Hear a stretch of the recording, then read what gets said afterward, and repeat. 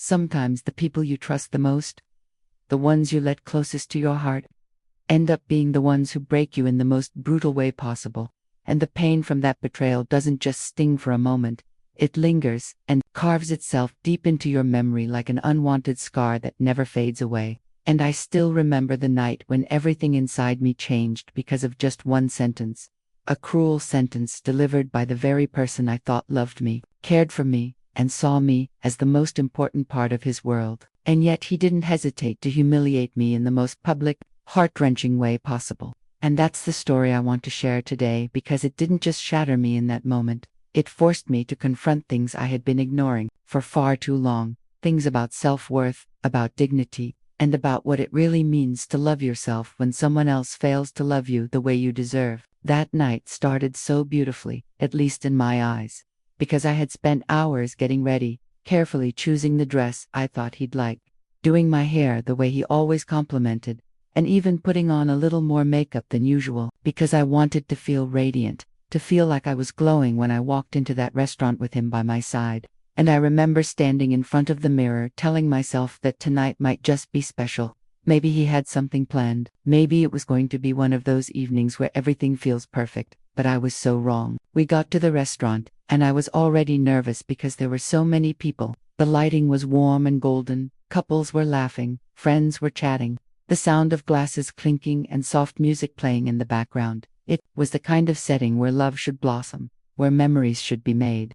But instead it became the stage where my heart was torn apart in front of strangers who didn't even know my name, yet witnessed the most humiliating moment of my life. He didn't even give me a chance to breathe before it happened. 1 second we were sitting down, I was smiling at him, adjusting my dress, hoping he'd noticed the effort I put in, and the next second, he looked at me with this strange expression, like he was disgusted, like something about me suddenly repelled him. And then, with no hesitation, no kindness, no awareness of how deeply his words would cut, he laughed a little and said loud enough for everyone around us to hear, "God, you look so ugly tonight," and my entire world stopped. I could hear my own heartbeat in my ears, my face flushed with heat, my throat tightened, and for a second I thought maybe I had misheard him. Maybe he was joking in some strange way, but then I saw the smirk on his face, and the way his friends, who had suddenly walked over to our table, chuckled awkwardly like they didn't know how to react. And in that moment I realized it wasn't a mistake. He meant it. He wanted to put me down, and he didn't care if it destroyed me. My hands were trembling under the table. I felt my eyes burning as tears threatened to fall, but I forced myself to swallow them back because I didn't want to cry in front of those people. I didn't want them to see me break, even though inside I was crumbling. I kept telling myself, don't react, don't give him the satisfaction, just smile, pretend it didn't hurt. But how could I, when the man I loved just called me ugly, like it was the most casual thing in the world, like my feelings didn't matter at all? And then, as if that wasn't enough, as if calling me ugly wasn't cruel enough, he stood up, pushed his chair back so roughly it made a screeching noise that turned more heads toward us, and without even a glance of apology, he muttered something under his breath about not wanting to waste his time with someone like me, and he walked away, leaving me sitting there at that table, alone, broken, humiliated, with every single eye in that restaurant watching me like I was the punchline of some cruel joke I never signed up for. The thing about pain is that it doesn't always come in silence. Sometimes it roars inside your chest so loudly that you wonder if everyone around you can hear it.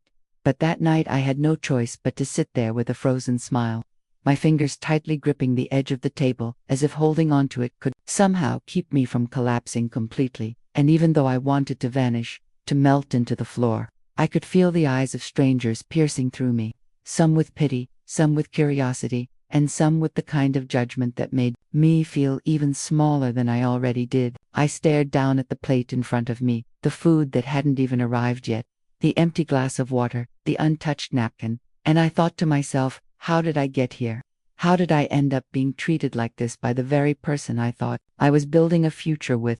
Memories started flashing in my head like cruel reminders, every sweet text he once sent, every time he told me I was beautiful, every night he held my hand and made me believe I was his world, and now those memories felt like lies, empty words designed to keep me tied to him while he slowly chipped away at my confidence. I could feel my chest tightening, my vision blurring as I tried to keep my tears from spilling. Because I told myself over and over again that if I cried in that restaurant, if I let those strangers see me broken, then he would have won. He would have left me not only humiliated but also stripped of every ounce of dignity I had left, and I couldn't give him that power. But even as I sat there, trying to breathe, trying to hold it all together, the questions wouldn't stop flooding my mind. Why wasn't I enough? Why did he suddenly see me as ugly? Was it my dress, my hair, my face, my body? Or was it just that he wanted an excuse to get rid of me, and this was the cruelest way he knew how to do it? The more I thought, the more I realized how blind I had been to the signs. The way he had started pulling away in recent weeks, the way he criticized little things about me, the way he seemed more interested in impressing his friends than making me feel loved. And maybe deep down I had ignored it because I wanted so badly to believe in the version of him that once made me feel cherished. Sitting there, I wanted to scream. I wanted to chase after him and demand answers. I wanted to throw the glass at the wall and release the storm building inside me. But all I could do was sit in silence, numb, replaying the moment again and again. In my head, the laughter, the words, the chair scraping, his footsteps walking away, and then the suffocating stillness that followed. Slowly, I forced myself to stand up, my legs weak, my hands still trembling, and I could feel the weight of every stare following me as I tried to walk toward the exit with whatever little pride I could gather. But inside I was screaming, collapsing, and questioning everything about myself. I stepped out into the night air, and the cold breeze hit my face, mixing with the hot tears that I could no longer hold back.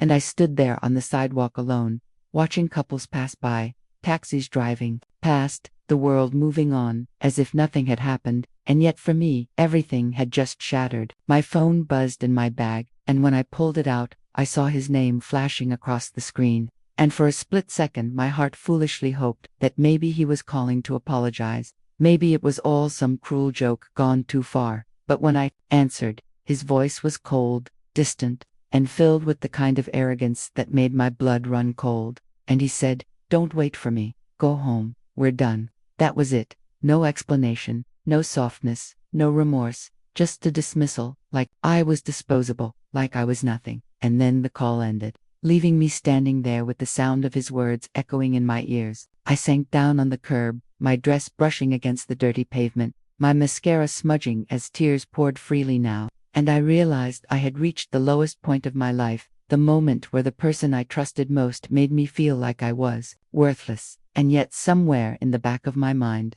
a tiny spark whispered that maybe this wasn't the end of me. Maybe this was the beginning of something I hadn't yet discovered. But in that moment it felt impossible to believe because the hurt was too raw, too overwhelming, too suffocating to see anything beyond it.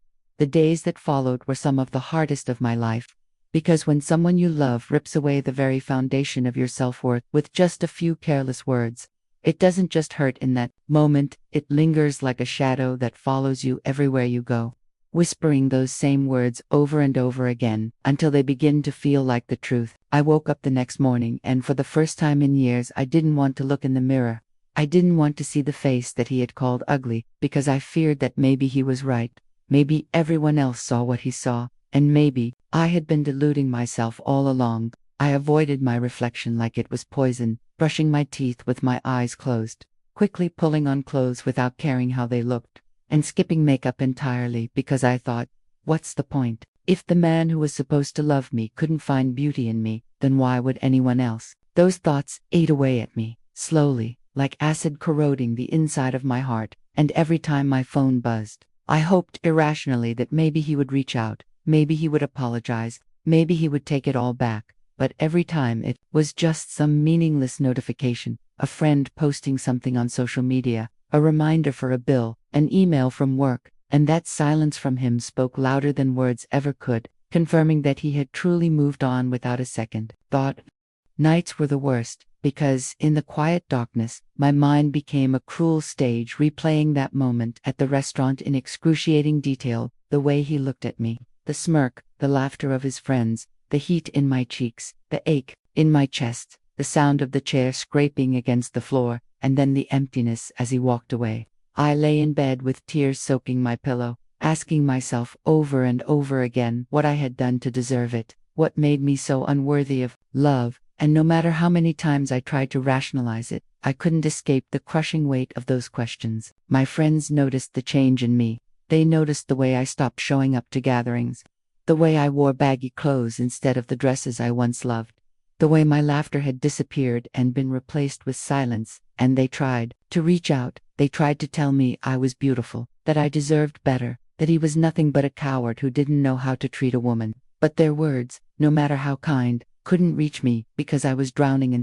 self. It's strange how one person's opinion, one cruel moment, can outweigh years of love and care you've received from others. But that's how fragile the human heart can be when it's tied too tightly to someone else's validation. I started avoiding restaurants altogether because just the thought of sitting at a table surrounded by strangers made my chest tighten and my palms sweat, as if I'd be humiliated all over again, as if everyone would look at me and see what he saw. And I carried that fear with me everywhere, like a heavy cloak that smothered any joy I tried to feel. Yet, even in the midst of that pain, there was this small flicker inside me. So faint I almost ignored it, but it was there, a flicker that whispered that maybe I wasn't meant to stay broken forever. Maybe this heartbreak was a brutal lesson, a cruel test that was meant to push me into finding strength I didn't even know I had. It took time, more time than I'd like to admit, but slowly, painfully, that flicker started to grow, fueled by the realization that if I continued to let his words define me, then I'd be giving him power over my life long after he had walked away. And that thought made me angry, made me restless, made me want to prove to myself that I was more than the insult he left me with. It wasn't easy. Every step forward felt like dragging myself out of quicksand. Every attempt at smiling felt forced. Every compliment from others felt hollow, but little by little I started trying again. I forced myself to look in the mirror for just a few seconds longer. I forced myself to dress up even if no one was around to see it, and I forced myself to say quietly under my breath, "You are not ugly, you are not worthless," even if I didn't believe it at first. Healing, I learned, doesn't come all at once. It comes in fragments, in small victories, in choosing every single day not to let the pain swallow you whole. And though I was still far from whole, far from healed, I knew deep down that the story wasn't over, and maybe one day I would look back at that night, not as the end of me, but as the beginning of a version of myself that was stronger, braver, and unapologetically unbroken. The journey from brokenness to healing is never linear. It's a messy path filled with days when you feel like you've finally regained control, only to wake up the next morning and find yourself swallowed again by the same sadness you thought you had conquered. And that was exactly how it was for me. Like being caught in an emotional storm that kept pulling me back and forth, testing every ounce of strength I had left inside. I remember one morning, weeks after that night at the restaurant, I woke up earlier than usual because the sunlight was streaming through the curtains, and for some reason I decided to step outside, barefoot, with a cup of tea in my hands, just to breathe in the morning air. And as I stood there on my small balcony watching the city slowly come alive, I realized I hadn't really stopped to just breathe in so long. Everything inside me had been suffocating under anger, pain, and shame. In that quiet moment, I promised myself that I wouldn't allow one man's careless cruelty to dictate the rest of my life. That no matter how much it hurt, I had to find a way to take back the power he had stolen from me that night. It wasn't easy to keep that promise. There were still days when I broke down, when I found myself scrolling through old messages he had sent me, rereading every "you're beautiful" he had typed, wondering how those words could have transformed so drastically into ugly on his lips. And those nights felt like daggers reopening a wound I desperately wanted to close. But then there were days when I fought back against those thoughts, when I picked up books about self-love, when I went to the gym not to change how I looked, but to remind myself of what my body was capable of, when I joined classes just to be around people again instead of hiding from the world. And each of those choices, small as they seemed, became bricks in the foundation I was building toward a new version of myself. Friends played a role too, because even though I had tried to push them away, they kept showing up, sometimes with food, sometimes with laughter, sometimes with nothing but their presence, and their persistence reminded me that I was still loved, that I was still seen, that his opinion of me wasn't the only opinion that mattered. But the biggest shift came the day I stood in front of my mirror again and really looked at myself, not just a glance, not just a passing look, filled with judgment, but a real look where I allowed myself to see the curve of my face, the softness of my skin, the sparkle in my eyes, and I whispered to my reflection, You are enough. The first time I said it, my voice cracked, tears rolled down my cheeks, and I almost laughed at myself for how ridiculous it felt. But I kept saying it, day after day, until slowly the words began to sink in, until they didn't feel like lies anymore, until I started to believe them. That moment was a turning point because I realized that my worth had never been tied to him, never been tied to how he or anyone else saw me. It had always been mine. I had just forgotten to claim it. From then on, I carried myself differently. I no longer entered rooms trying to shrink or hide. I started lifting my chin, making eye contact, walking with a confidence that I hadn't felt in months. And people noticed not because I suddenly looked different, but because there's something magnetic about a person who finally learns to embrace themselves unapologetically. I even went back to a restaurant one evening, deliberately choosing a table by myself, ordering my favorite meal, and sitting there without shame, without fear, without worrying about stares. And in that moment I felt a rush of pride because I had faced the very place that had once broken me and reclaimed it as my own. It didn't mean I had forgotten what he did. It didn't mean I no longer felt hurt when the memory surfaced. But it meant that the memory no longer controlled me, and that was the greatest victory I could have asked for. Life began to open up again after that. I said yes to new opportunities at work. I reconnected with old hobbies I had abandoned. And I even allowed myself to laugh freely with friends without feeling guilty for experiencing joy again. And each of those things stitched together the pieces of me that had once felt shattered beyond repair. I understood now that healing isn't about erasing the pain. It's about learning to live alongside it, letting it shape you into someone stronger rather than someone destroyed. And that was exactly what I was becoming. I was no longer the girl who sat frozen in that restaurant while everyone stared at me. I was the woman who walked out of that memory alive, scarred, but infinitely braver than before. And that realization filled me with a strength I never thought I would have. Looking back now, I realize that night at the restaurant was both the worst and the best thing that ever happened to me. Because while it shattered me in ways I never imagined, it also forced me to rebuild myself piece by piece into someone who no longer needed anyone else's approval to feel whole. And that kind of strength is something I might never have discovered without the pain. For a long time I hated him for what he did. I hated the way he reduced me to nothing with a single word, the way he abandoned me in front of strangers like I was disposable. And I carried that hatred like a weight on my chest. But eventually, I understood that holding on to that anger was just another way of letting him control me, of letting him live rent-free in my mind, and I refused to give him that power any longer. Forgiveness didn't come easily. But it wasn't about forgiving him for his sake. It was about releasing myself from the grip of that night, setting myself free from the chains of humiliation and hurt. And once I let go, once I decided that his cruelty was a reflection of who he was and not of who I was, everything in my life began to change. I started to see myself differently, not through the lens of his insult, but through the lens of my own resilience, my own ability to rise. And I found beauty in places I had never looked before, in my laughter, in my compassion for others, in the way I carried myself after surviving something that could have easily broken me forever. I met new people along the way, people who valued me for who I was, who saw not just the surface but the depth of my character. And while I was cautious at first, scared of being hurt again, I slowly opened my heart and allowed myself to believe in love again. This time, not the fragile kind that depended on validation, but the real kind that grows from mutual respect and honesty. And the most surprising part, I no longer needed love to feel complete. I no longer tied my worth to someone else's opinion. Because I had built a foundation inside myself that no one could ever shake again. Not with insults, not with rejection, not with abandonment.